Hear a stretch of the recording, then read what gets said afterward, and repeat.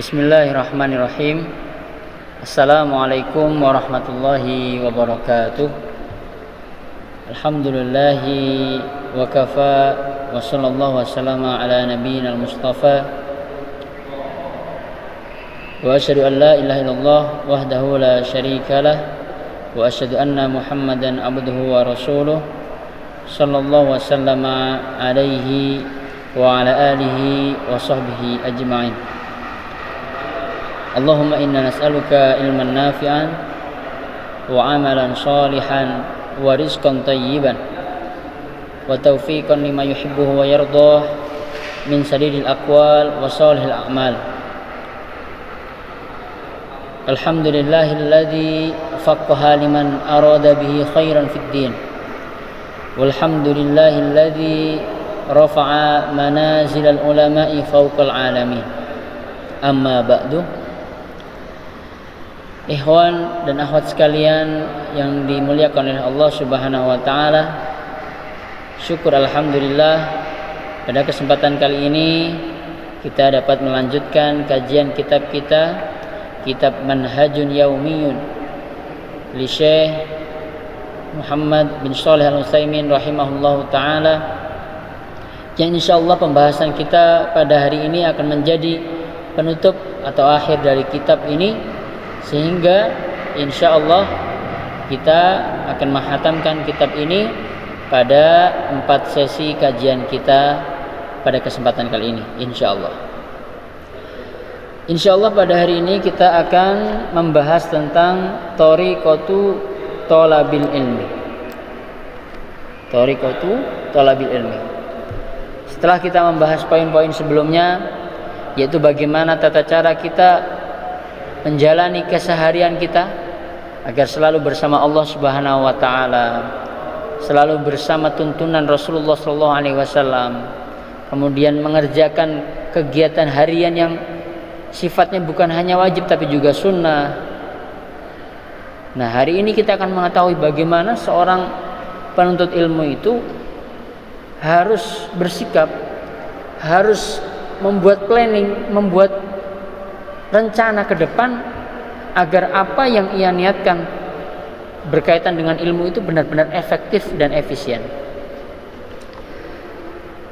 Baik, kita mulai. Rabi'an, yaitu keempat, thariqatu thalabil ilmi, jalan untuk menuntut ilmu. 1. Ihris ala hifdzi kitabillahi ta'ala waj'al laka kulla yaumin syai'an muayyanan tuhafidu ala qiraatihi wal takun qiraatuka bitadabburin wa tafahhumin. Nasihat pertama dari muallif rahimahullahu taala, jadikan menghafal Al-Qur'an sebagai hal yang utama dalam hari-harimu. Dan ketika engkau membaca Al-Quran, maka bacalah dengan membaca tadabbur. Apa itu tadabbur? Merenungi, mentafakuri apa ayat-ayat yang di dalam Al-Quran itu. Jadi sungguh sangat berbeda ketika orang menghafal Al-Quran, dan entah itu dari awal surat Al-Baqarah ataupun dari akhir surat An-Nas. Ketika orang itu menghafalkan dengan memahami, dengan mentadabburi, dengan hanya menghafalkan saja, tentu akan berbeda. Walaupun tentunya sama-sama berpahala, akan tetapi ketika kita menghafal Al-Quran, juga membacanya dengan tartil, warattilil Qur'ana tartila. Ketika kita membacanya dengan sungguh-sungguh, ya ayyuhan nas, ya Allah berkata kepada manusia, wahai manusia, kita mentadabburi, masya Allah, tentunya akan memiliki derajat pahala yang lebih besar daripada hanya membaca tanpa mentadaburi dan menelaah artinya. Wa idza annat laka faidatun asna al-qiraati faqayyidha. Kemudian ketika kita membaca Al-Qur'an atau kita menghafal Al-Qur'an, kemudian kita menemukan hal-hal yang sangat penting, maka ditulis. Contoh misalnya di dalam surat Al-Baqarah, di situ kita menemukan hukum puasa. Di dalam surat Al-Baqarah ayat 183. Kita tulis di catatan pribadi. Oh, di ayat 183 membahas tentang hukum berpuasa dan hukum-hukum bagi orang yang berhalangan tidak bisa berpuasa. Dan ayat-ayat yang lainnya, ketika kita membaca Al-Quran, ketika kita menghafalkan Al-Quran, kemudian menemukan sesuatu yang penting, maka kita tulis. Kenapa harus ditulis? Karena al-ilmu saydun wal kitabatu qaiduhu. Ilmu itu seperti hewan buruan, dan menulis seperti talinya. Qayyid suyudaka bil hibalil wathiqah. Maka ikatlah hewan buruanmu, ikatlah ilmumu ini dengan tali yang kuat. Faminal hamaqati antasida ghazalatan wa tatsrukaha bainal khalaiqi taliqatan. Sesungguhnya sebuah kebodohan kalau kamu mendapatkan sebuah ilmu kemudian tidak kamu tulis. Itu seperti kamu menangkap sebuah hewan buruan, sudah ketemu, sudah ketangkap tapi tidak diikat, akankah kabur.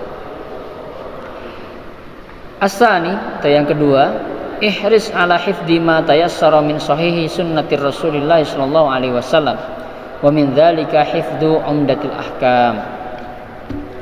Jadi setelah kita menghafal Al-Qur'an, semoga ikhwan-ikhwan yang masih berusaha menghafalkan Al-Quran dimudahkan oleh Allah Subhanahu wa taala agar segera khatam 30 juz. Dan yang belum, ayo semangat lagi. Karena ketika kita sudah menghafal Al-Quran, apakah sudah selesai? Belum. Kita mempunyai kewajiban untuk menghafalkan hadis-hadis Rasulullah SAW. Tentunya dalam tingkatan hadis ada yang paling sahih, yaitu Sahih Bukhari, Sahih Muslim, Sunan Abi Dawud, Sunan Tirmizi, dan lain sebagainya. Namun kalau memang kita merasa berat, maka di sini Syekh rahimahullah menganjurkan untuk menghafal kitab Umdatul Ahkam karya Syekh Abdul Mughni Al-Maqdisi. Di situ sudah merupakan hadis-hadis pilihan yang didapatkan dari Sahih Muslim, Sahih Bukhari, dan kitab-kitab hadis yang lain, yang tentunya mempermudah kita dalam menghafal. Karena dalam setiap hukum ada hadisnya, setiap tata cara ibadah ada hadisnya. Ikhwan-ikhwan bagi yang membutuhkan bisa mendownload di internet. Selanjutnya yang ketiga, ihris ala tarkizi wa thabat bihaitsu la ta'khudhu al-ilma nutafan min hadza syai'un wa min hadza syai'un lianna hadza yudayyi'u waqtaka wa yusattitu dhihnak. Jadi kalau belajar itu fokus. Contoh, kita mempelajari kitab Manhajun Yaumi.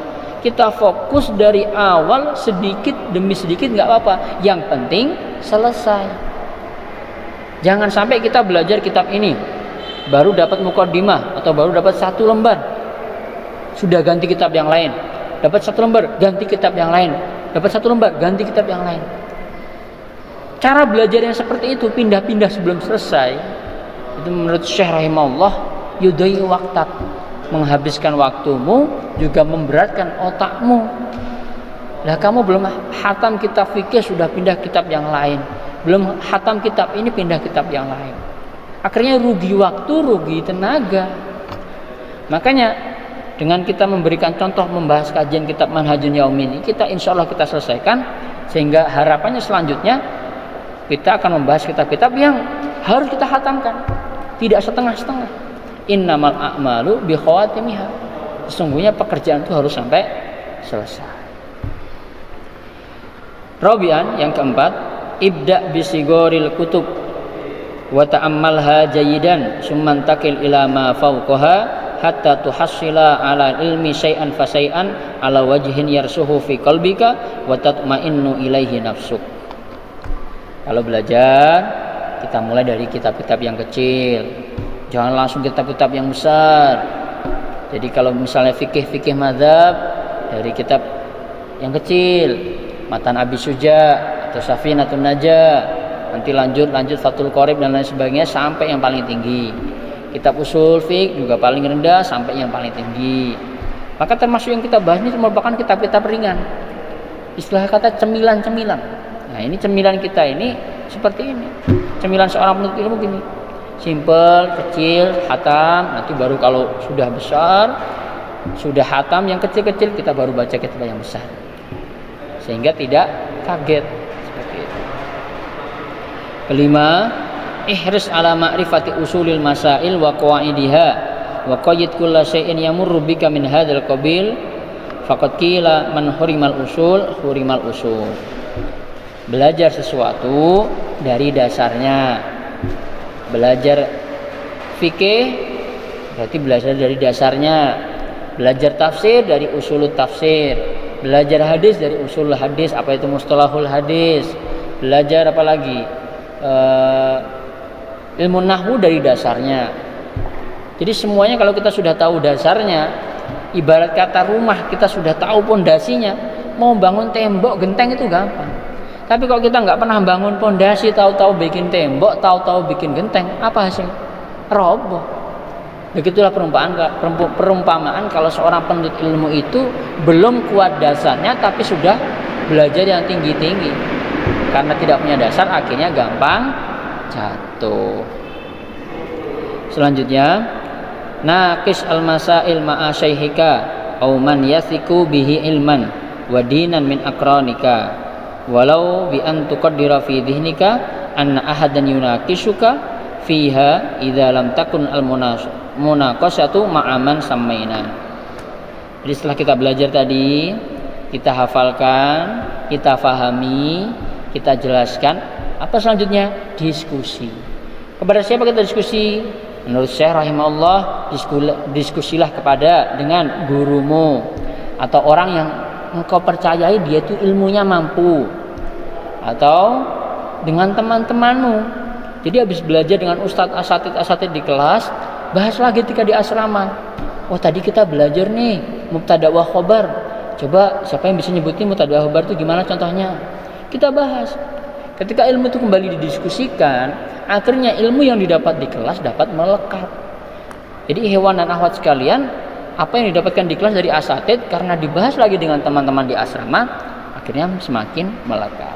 Tapi jikalau tidak ada teman yang bisa diajak berdiskusi, atau tidak ada guru atau tidak ada orang lain, maka bisa kita ciptakan seakan-akan kita berbicara pada diri kita sendiri. Contoh, kalau ada orang bertanya pada saya, contohnya fa'il itu gimana? Maka saya akan jawab, fa'il itu adalah kataba Muhammadun ad-darsa.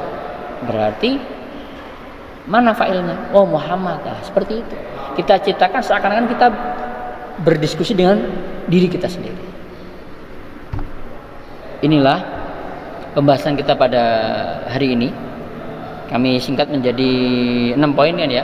Yang pertama, menghafal kitabullah Al-Qur'anul Karim, nomor 1 Al-Qur'anul Karim. Yang kedua, sunnah Rasulullah sallallahu alaihi wasallam. Kemudian yang ketiga, fokus pada kajian sesuatu, belajar sesuatu, fokus sampai selesai, baru kita lanjut ke step selanjutnya. Yang keempat, mulai sesuatu step by step, dari kecil menuju yang besar, sedikit menuju yang banyak. Yang kelima, mengetahui hal-hal yang dasar. Dan yang terakhir, diskusi. Ikhwan dan akhwat sekalian, kami harapkan nanti dapat meringkas dan membuat intisari dari kajian kitab ini di link Google Form yang ada di bawah ini. Kemudian insya Allah apabila Allah memberikan kesempatan, kita akan melanjutkan pada kesempatan selanjutnya, tentunya dengan kitab-kitab yang berbeda, agar semakin semangat kita sebagai seorang penuntut ilmu. Harus semangat untuk apa? Semangat meningkatkan bahasa Arab, semangat mengkaji karya-karya ulama, juga semangat meningkatkan ilmu agama. Hadza wa sallallahu ta'ala an yu'allimaka ma yanfa'uka.